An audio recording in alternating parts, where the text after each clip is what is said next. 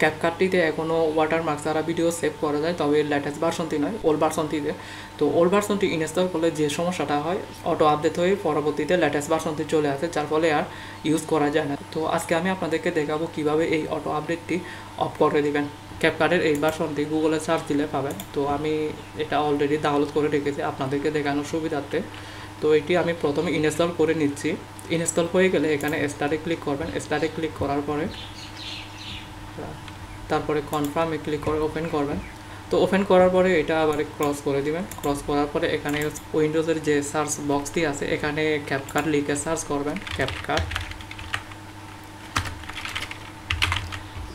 তো ক্যাপকাটটি যদি চলে আসে এখানে একটি ওপেন ফাইল লোকেশন দেখতে পাবেন। তো এখানে ক্লিক করবেন। এখানে ক্লিক করার পরে আপনারা উপরে একটা ফাইল লোকেশন পাথ দেখতে পাবেন। এখান থেকে প্রথমে আপনারা অ্যাপ ডেটা এখানে ক্লিক করবেন। অ্যাপ ডেটা ক্লিক করার পর এখানে ফোল্ডার দেখতে পাবেন। তো এখান থেকে লোকালে ক্লিক করবেন। লোকাল থেকে ক্যাপকাট ফোল্ডার দিয়ে খুঁজে বের করবেন। এখানে আমি ক্লিক করতেছি ক্যাপকাট।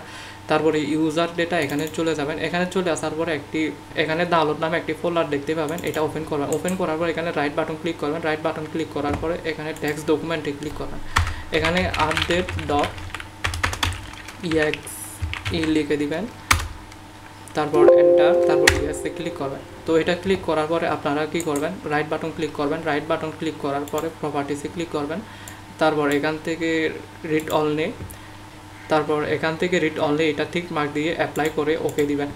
তবে এই কাজটা করার আগে অবশ্যই আপনাদের ফাইল এক্সটেনশনটি মানে শো করা থাকতে হবে।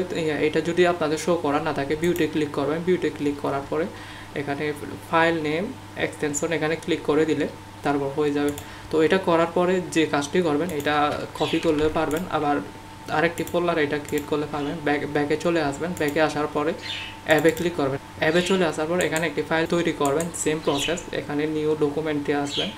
এখানে same update dot exe click করবেন। তারপর এন্টার করার পরে সেম এটাও প্রপার্টিসে ক্লিক করে রিড অনলি টিক মার্ক দিবেন, তারপর অ্যাপ্লাই করে ওকে দিবেন। এখন থেকে আর অটো আপডেট হবে না, মাঝে মধ্যে নোটিফিকেশন চলে আসবে যে অটো আপডেট করবেন নাকি, সেটা জাস্ট ক্যান্সেল করে দিবেন।